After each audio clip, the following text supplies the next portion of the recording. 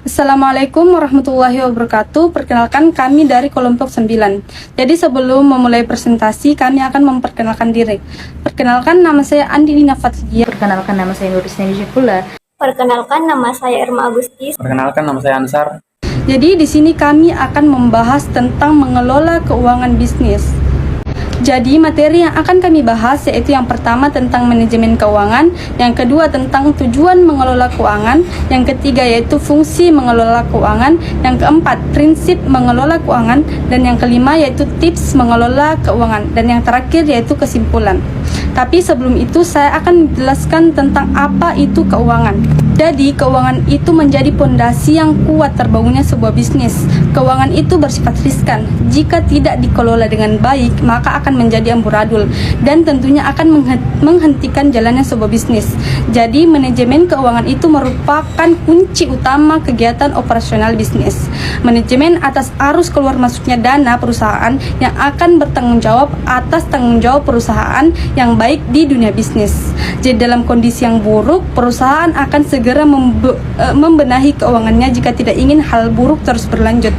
Jadi usaha mengatasi situasi tersebut mengarah kepada pengelolaan keuangan usaha, karena perusahaan tidak akan selamanya memiliki dana yang cukup untuk membiayai segala kegiatan operasional perusahaan. Baik, kita ke materi yang pertama, yaitu manajemen keuangan. Jadi, apa itu manajemen keuangan? Jadi, manajemen keuangan itu adalah kegiatan perencanaan, pengelolaan, penyimpanan, serta pengendalian dana dan aset yang dimiliki suatu perusahaan. Jadi, pengelolaan keuangan itu harus direncanakan dengan matang agar tidak timbul masalah di kemudian hari. Saya akan membawakan materi tentang tujuan mengelola keuangan. Tujuan mengelola keuangan itu yang pertama adalah menjaga arus kas, yaitu keluar masuknya uang kas harus dipantau terus agar tidak terjadi pengeluaran yang membengkak. Akibatnya bisa menyebabkan kerugian perusahaan. Yang kedua yaitu memaksimalkan keuangan perusahaan. Tugas manajemen keuangan bukan hanya mengawasi keuangan, tetapi juga melihat aktivitas anggaran, dana yang tidak menguntungkan bagi perusahaan yang dapat dihilangkan dan diganti dengan aktivitas yang lebih menguntungkan perusahaan. Yang ketiga yaitu mempersiapkan struktur modal. Manajer keuangan dalam merencanakan struktur modal harus bisa menyeimbangkan anggarannya dimiliki dengan dana yang dipinjam oleh perusahaan. Yang keempat yaitu memaksimalkan keuntungan. Perencanaan keuangan yang tepat akan mampu memaksimalkan keuntungan yang didapat dalam waktu jangka yang panjang. Kemudian yaitu meningkatkan efisiensi. Dengan menganggarkan dana yang tepat pada semua aspek, maka efisiensi dana perusahaan akan terus meningkat. Keenam yaitu mengoptimalkan kekayaan perusahaan. Manajer keuangan juga harus mampu membaca pasar saham dengan memberikan pembagian laba semaksimal mungkin kepada pemegang saham, tentunya akan meningkatkan perusahaan dan memberikan kepercayaan pemegang saham untuk terus berinvestasi di perusahaan. Kemudian mengurangi risiko operasional. Keputusan yang tepat yang dilakukan manajer keuangan akan berpengaruh terhadap risiko bisnis yang tidak pasti di setiap waktu. Kemudian yaitu memastikan kelangsungan kehidupan perusahaan. Manajer keuangan memegang peranan penting jalannya sebuah perusahaan. Keputusan yang tepat akan mampu membuat perusahaan bertahan di persaingan bisnis. Namun sebaliknya, keputusan yang tidak hati-hati akan menyebabkan sebuah perusahaan bangkrut. Yang terakhir yaitu mengurangi biaya modal. Manajer keuangan juga harus mampu membuat perencanaan. Yang terakhir adalah mengurangi biaya modal.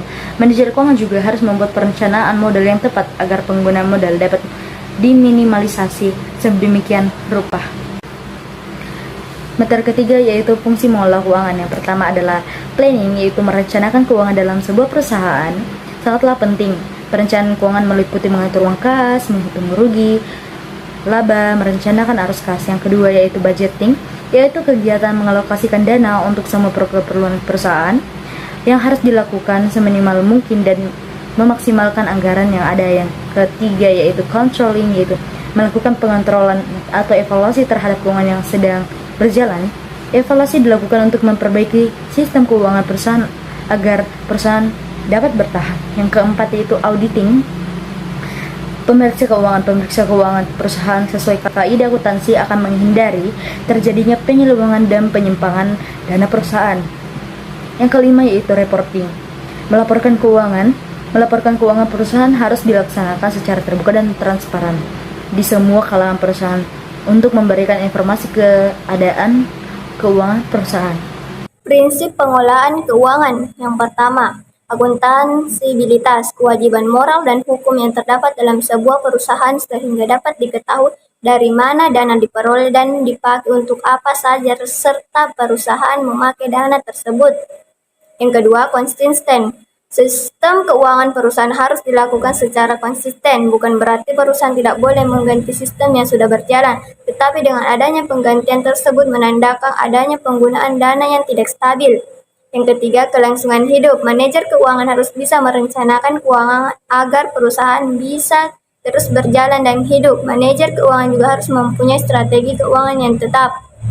Yang keempat, transparansi. Perusahaan harus transparan dan terbuka terhadap keuangan perusahaan. Perusahaan harus menyediakan informasi tentang aktivitasnya dengan orang yang berkepentingan. Keuangan yang akurat, lengkap, dan rapi dapat diakses dengan mudah oleh setiap manajer yang berkepentingan. Yang kelima, standar akuntansi. Sistem akuntansi yang berlaku di setiap perusahaan harus sama, yang berarti semua akuntan di seluruh dunia dapat paham dan mengerti tentang sistem akuntansi yang sama. Yang keenam, integritas. Laporan dan catatan keuangan harus dijaga integritasnya dengan baik dan harus dibuat selengkap dan seakurat mungkin. Selanjutnya, pengelolaan. Perusahaan harus bisa mengelola keuangan perusahaan dengan perusahaan harus bisa menjamin dana yang dialokasikan dapat digunakan sesuai dengan tujuan dan rencana yang telah disebelumnya.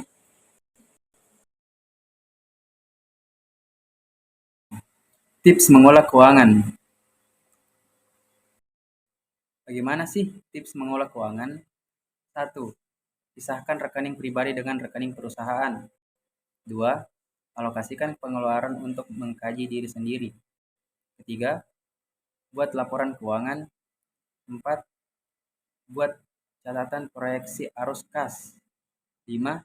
Hindari uang menginap di karyawan. 6.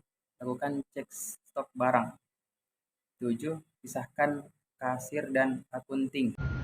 Jadi kesimpulannya, istilah keuangan berarti ilmu keuangan dan aset lainnya. Jadi segala aktivitas perusahaan yang berhubungan dengan bagaimana memperoleh dana, menggunakan dana, dan mengelola aset sesuai tujuan perusahaan secara menyeluruh. Mengatur keuangan perusahaan tidak sesulit yang dibayangkan.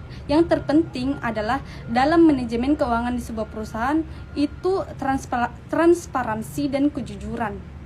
Mengingat masalah keuangan dalam sebuah perusahaan sangat rentan dalam manipulasi. Untuk itu, lakukan tips-tips yang telah kami bahas tadi dengan sebaik-baiknya. Dan dengan mengetahui cara pengelolaan keuangan bisnis dengan baik, kita dapat mengetahui jumlah pemasukan dan pengeluaran untuk kepentingan usaha. Jadi itulah tadi presentasi dari kelompok kami. Saya sebagai moderator mewakili teman-teman saya berterima kasih atas perhatiannya dan mohon maaf bila ada kesalahan kata. Sekian dari kami. Wassalamualaikum warahmatullahi wabarakatuh.